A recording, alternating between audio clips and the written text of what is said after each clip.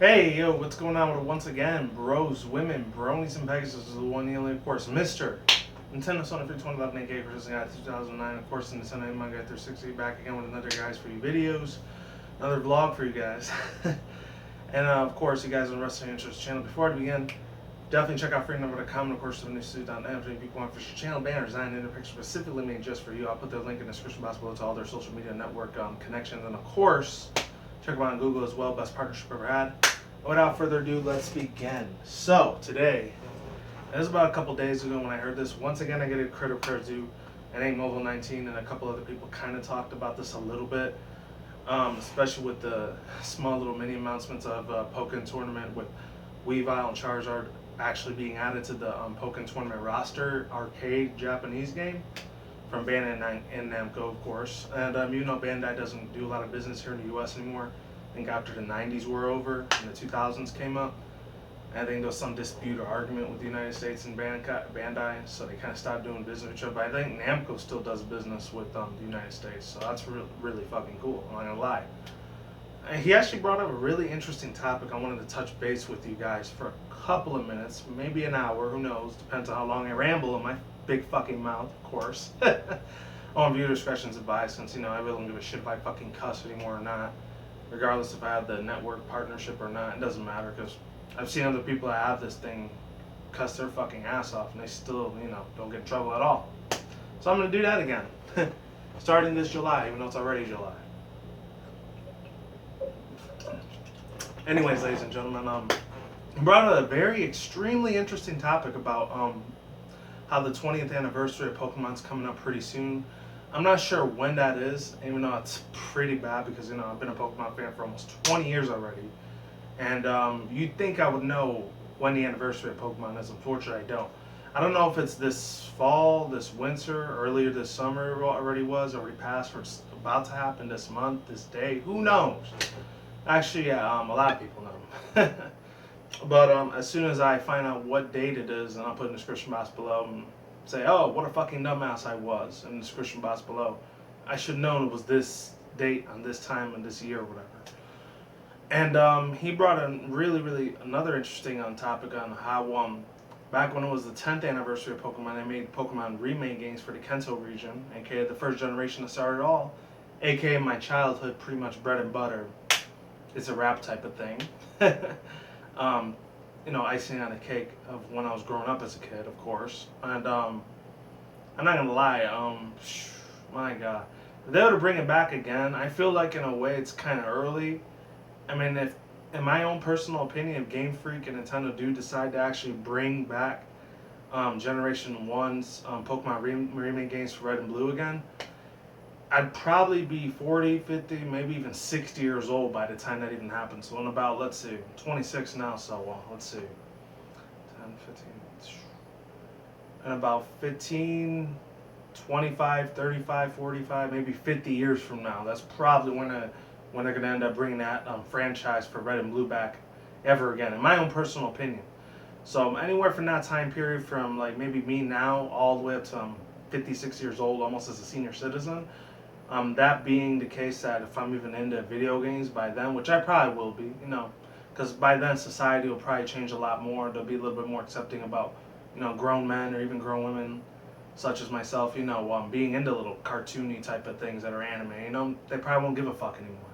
And maybe they'll be out of this fucking, you know, ignorant bullshit ass fucking way of thinking, saying, oh, like, just because you like these things, it makes you a fucking rapist or a pedophile, or, oh, you're a disgusting piece of crap. You need to grow up and like, you know, adult stuff. Like, oh, you need to be in like sports, like basketball or football, which I honestly could get two fucks about that type of thing. I mean, I do like my baseball every now and then, you know. You know, freaking go Yankees, because I was a big Yankees fan when I was in New York, obviously. And I'm into boxing as well, but other than that, that's really all I care about. Maybe a little bit of bowling every now and then too. But that's pretty much the only sports I like. The other ones I'm not really crazy about. That's, to be totally honest. I'm sorry if you're a sports fan out there watching, but I can honestly really give a shit. I could really give a fuck and two shits and a fuck about it. Anyways, I'm not trying to turn this into a rant. Let's talk about what would happen if these games would come out. Obviously, with a lot more, you know, the advancement of technology, you know, a lot of 3D stuff, And then of course a lot of these gaming industries, not even gaming industries, because they do other stuff like Sony and Microsoft. Sony pretty much bought and sold out completely to freaking to Project Morpheus, since Microsoft already bought Oculus Rift. Even though Facebook bought them before Microsoft did, but that's a completely different topic right there. The only video game console that hasn't went on the virtual bandwagon yet is Nintendo. And of course, I could kind of understand that after the early mid '90s, when the whole Virtual Boy thing was pretty relevant back in those days. And I already did a video about this back in May, about like 2 months ago, about how the Virtual Boy, what would happen if it came back. My own personal opinion, it would actually be a little bit better. With the advancement of times are a lot more different. They change. It's technology, the internet, the way we socialize on social media networks. It's completely different now than from when it was almost 10, 20 years ago, Even like, I would even argue like 9, 10 years ago, before early mid 2000s, when the internet started getting a little bit faster, and to where it's at now compared to it was back in 2003, or even way earlier, like 1990, 1995, 1999, 2000, Internet was a slow piece of shit back then. The only two things people used the internet for back then was for like emails and for desperate guys probably jacking off to porn, and that's probably it. To be perfectly honest with you people. Sorry about that. My throat's a little dry. Allergies, I guess. I don't know. Other than that, now I'm going way off topic. The thing I would really love to see Pokemon, Game Freak, Pokemon Company, Nintendo do, if they did bring this back, of course they'd have to bring the graphics a lot more hardcore, and they'd have to be a lot more advanced. They'd have to be a lot more smoother. Hopefully, it doesn't it's not very laggy, and it's not extremely shitty when you're playing with somebody online, Pokemon battles or whatever. The second thing they probably would change about like the whole storyline is probably at the end of the storyline they probably change it and switch it up a little bit, like how they did with Omega Ruby Alpha Sapphire. They put a couple little extra things and extra storyline details that they didn't have in the original Ruby Sapphire number, so it'd be a little bit different. I'm not gonna lie, it would be. The only difference is that in Emerald, when you were able to fight Steven Stone, since they switched them to lolz back then, in Omega Ruby Alpha Sapphire, they didn't bring that back again. They just kept Steven Stone as the original Pokemon champion and didn't switch him to lolz that time. And you could battle him in the cave and Meteor Falls. They changed that completely. And I respect Game Freak's changes. They're a big multi-billion-dollar corporation company. That they try to please the fans as much as they can, but you can only please them so much, to the point where they honestly don't give a shit about you unless you have a lot of money. To be perfectly honest, I'm not trying to be a negative asshole about this, but I'm just giving you the facts. And if you're a young adult, not young adult, young teenager, young little kid watching this, welcome to life. That's how it is. When you get older, you start seeing the world around you, how it really works. Especially for somebody like myself and kind of how I look like, you really start seeing the world for what it really is the second you're out of high school. But just life slaps you in the face with fucking reality. That unfortunately happened to me about 5-6 years ago, but I'm back on my feet now, and I'm doing a lot better than I was, and I'll still live with my family at that time. Anyways, getting back to the matter at hand. Of course, they would change up the story a little bit.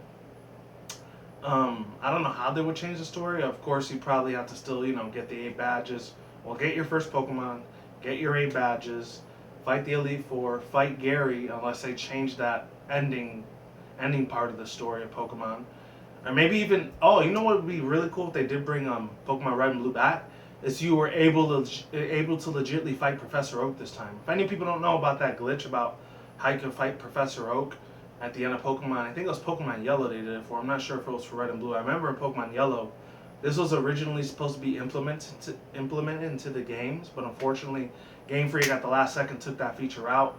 I really wish they would have had you fight Professor Oak. That would have been a really nice, touching icing on the cake there after you kick his grandson Gary's ass, aka Red and Green, actually Blue and Green, excuse me, in the anime series and in the game series and in the manga series, of course. Another thing that would be really cool if they did implement this thing again. Maybe they could explain, the background origin stories, even though we've heard it millions of times. I would still like to see it come back anyways. background stories of the legendary Pokemon in that generation and region of Kanto. Like, they should explain the regions of where Articuno, Moltres, and Zapdos came from. Even though we all know, if you've seen the Pokemon movie, they came from Lugia. But same with Ho-Oh, giving birth to Entei, Raikou, and Suicune, aka the Dog Trio. Let me get my drink real quick. Give me a quick second. Anyways, as I was saying before, yeah, they could go a little bit, maybe if they were to make a remake for the Kanto Red and Blue games, they could go a little bit more deeper in the story mode with how in the storyline where how the origins of Articuno, Moltres, and Zapdos were, besides them being created by Lugia and who created Lugia, Arceus, even though Arceus probably created everything because it's supposed to be the god Jesus Christ of this Pokemon. Anyways, yeah, maybe have how Mewtwo was created, even though it was created in the lab, or the origins of Mew, maybe the origins of what's it called? I think those are the only 4 legendaries that were in there, or maybe other origins of how the Kanto and the Johto region kind of mix match together. Maybe if they bring both of them in there. Imagine if they were to bring both of the regions back into a 3D platformer like this, which is Pokemon, of course, for the DS and new 3DS.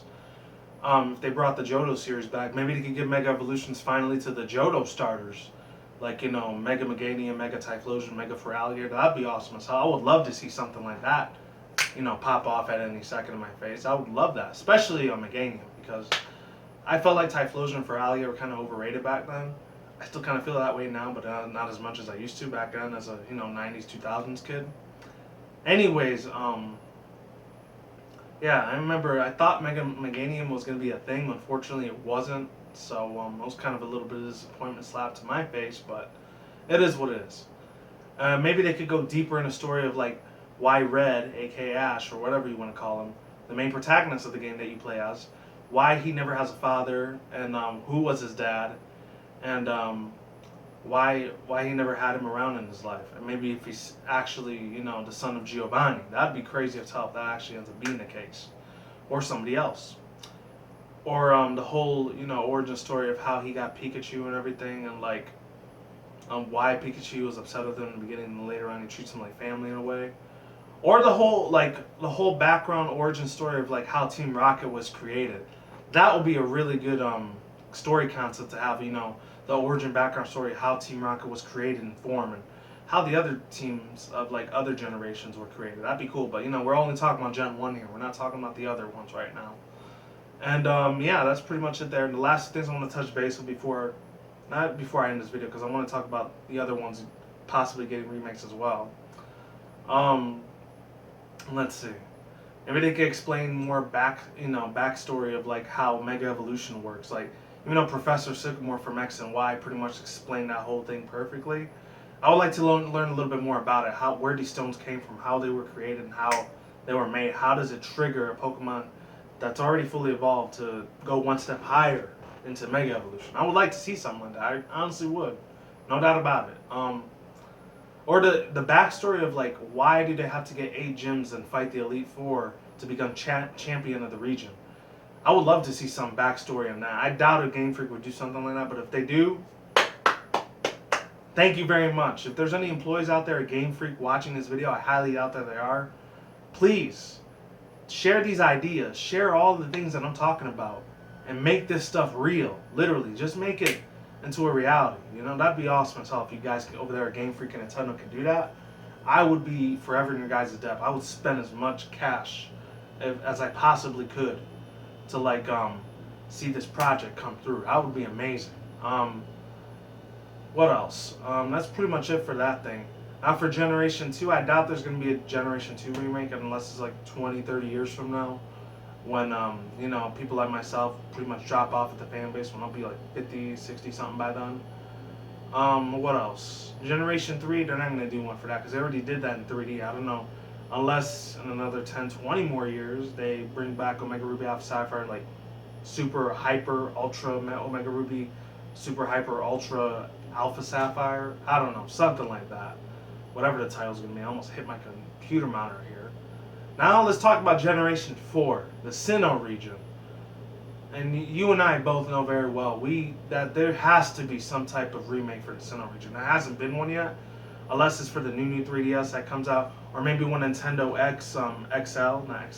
Nintendo NX, maybe when that finally comes out and they put a brand new handheld system like for Nintendo 4DS, 8DS, 1080p DS, Lite or whatever the future handheld for Nintendo that Nintendo ever creates or publishes and refurbishes and pretty much builds up from the ground up. Maybe they'll have like a remake for the Sinnoh region finally. And I'm actually looking forward to that because I actually enjoyed that game a little bit. I know it was like my senior year last year of high school when that game came out for the original Diamond and Pearl, and then Platinum came out when I was like my first year of college. So I was still kind of a kid. I was a kid at heart, of course, but I wasn't a physical kid anymore. I was a grown man by then, which I am now. But I still enjoy this shit. And if any trolls out there try to say, "Oh, you need to get the fuck out of Pokemon. It's gay. It's for queers and faggots like you," you could just get the fuck out of here and take that shit somewhere else because I'm not gonna tolerate that. You're just gonna get blocked and go fuck yourself because I'm not here to like talk shit with trolls 24/7 and argue with them. If you don't like the way I'm talking and you don't like what I'm into, there's the exit button. You can go somewhere else and watch a different video. I'm not forcing you to stay here. It's for the rest of my main subscribers and main viewers out there. Thank you very much for sticking along with me for this journey for so long. I'm probably at 630 subs still. I wish I could get more views, but whatever. It is what it is. Anyways, the thing that they could do for Sinnoh region, I'm not sure. Obviously, my most favorite final evolution for the starters was actually Empoleon. I did like Torterra a little bit, but I like Empoleon a little bit more. Infernape, I didn't really like that much, to be honest. That thing was weak as shit. And I didn't really like the design too much either, even though it had a big burning crown in it. And it was a monkey ape thing, whatever. I wasn't feeling it that much. Anyways, I don't know what they could do for that. Maybe they'll bring back Professor Rowan again, Professor Rowan, and then Dawn as the assistant, and maybe Barry might be different. I don't know. Who knows? Who knows what the future holds for the remakes for Sinnoh regions? Maybe they could do a backstory on like where Cynthia came from, like why did she become champion, how she worked her way up to the ranks. Maybe they could do some backstory about like maybe having Garchomp, aka having it. Cynthia and Garchomp having each other since they were little. Maybe she had her since it was a Gibble. I don't know. Maybe you could do some type of backstory there. Or another backstory with, what's it called? A really, really cool background origin story of like how Palkia, Dialga, Giratina, Arceus, and then all the other legendary Pokemon like Heatran, Darkrai, Cresselia, the late trio, Mesprit, Uxie, Azelf, and then the last two, which would be Manaphy and Phione. And I don't know if I'm missing any other one. Regigigas, how all those legendary Pokemon came to be. I want to hear some backstories of that. That'd be pretty damn awesome. I mean, the only Pokemon we kind of have backstory to those Pokemon, and as far as legendaries go, I know we have a little bit for Regigigas, who was in charge of the 3 Regis from Regirock, Regirise, Registeel from the home region. And then for Arceus, we kind of have like a fake version of that ROM hack game, which is Light Platinum. And by the way, I'm still watching this Let's Play that Glitch X City and this other dude, JYT Gamer, they're doing like Let's Plays on Light Platinum right now. I'm enjoying that shit. It's funny as hell. I would love to do Let's Plays and stuff. There's like 1 billion people already that do that, plus I don't have the proper equipment for that. So unfortunately, I can't do that. Anyways, what else I don't want to touch base with on the remakes for Sinnoh, the future remakes for Sinnoh, because sooner or later it has to happen. It just has to. Game Freak, they can't sweep that franchise under the rug. It made them about $8 billion freaking dollars around the world when it first came out in 2007. There's no way in hell that they're gonna completely just say that they're never gonna touch that series again. They have to touch that series again, because I really want to see Mega Evolutions for Empoleon and Torterra, and maybe Infernape, I guess. I don't know. And even Primal Evolutions. I mean, we already have Primal Dialga from like the whole Mystery Dungeon game. And they could bring that into the actual, Pokemon, the main games for the Pokemon games. That'd be awesome as hell. Especially a Primal Palkia. I would love to see Primal Palkia. That'd be awesome as hell. I mean, Primal Dialga, he was okay. But the thing is, I never really cared too much for Dialga as much as I did with Palkia. And who else? Giratina. Maybe they could get some origin background story in that thing. Why it was banished to the Distortion World being, like, extremely evil towards Arceus. Because, let's face it. Arceus and Giratina are like Jesus and God versus Satan, Lucifer, in a way, of like how it is here in the world of reality, you know? I mean, if you're an atheist, you're free to answer your own opinions. Just don't be a little bit of an asshole douchebag about it. I'm just saying, just putting it out there. But other than that, one other thing I really would love them to do if they did make Xeno remakes is that they could explain a little bit of the reason why that there's so many legendary Pokemon in this game. I think this next to probably the 3rd and 5th generations were probably like the biggest legendary Pokemon groups of all time. For X and Y, and then the 1st and 2nd generation, they didn't have that many legendaries, but I feel like generation 3, 4, and 5, they had way too many legendaries in this series. That's just my own personal opinion, though. Maybe they could have a different form of evolution. Maybe it could be ultra, hyper, super, godlike evolution or something. I don't know. Something to that extent. Anyways, and then X and Y, the remakes for Z. You know, something for Zygarde. They gotta make something for Zygarde sooner or later. And if not, obviously they're not gonna do it this year. Maybe if not next year, maybe the year after, 2017, 2018. Usually it's about like a year or two after the main games come out for X and Y. They always make like a story for the other legendary Pokemon that they didn't really get to talk about that much, which is Zygarde in this case, because they already did something for Xerneas and Yveltal. So I want to see something for Zygarde. I really do. And I feel like he got the short end of the stick, in a way, in my own personal opinion, as far as story building goes. Because there's not that much that we know about it except for the Pokedex description information that's provided in this game on how it controls Zygarde. It controls, not Zygarde, it controls Xerneas and Yveltal in some sort of shape, way, or form, you know? And with that said, that's pretty much all I had to say in this little discussion video. Shout out to Mobile19 once again. Thank you for the 1 or 7 people that watch this video. Maybe it'll be 100 one day, who knows? Like, comment, subscribe, share. I should have said that earlier. I'll put the link to his video in the description box below for his little information on how he felt about that topic. And yeah, peace out once again. Bros, women, bronies, and pegasisters. I will see when I see you. You guys have a good day. Good night, wherever in the world. Don't drink smoke weed at the same time. Don't take it reckless. Keep it calm. Keep it cool. Keep it chill. Keep it collective out there. And until then, that's it, guys. Peace out, ladies, and bye. Stay tuned. More videos coming soon. Stay on the grind. Stay healthy. Stay easy. Stay safe. All the good stuff. Be easy. Be you. Do you to yourself. And until then, that's it, guys. I'm out like sauerkraut. And deuces. I'm out of here. All that good stuff. Stay tuned for more future content on this channel. And of course, stay tuned for more updates. Hopefully, Game Freak and Nintendo comes through with this type of ideas. If you're watching out there one last time, I want to say... excuse me. I want to say, please take these ideas into consideration. Talk to you soon. I'm out of here, and see you in the next video.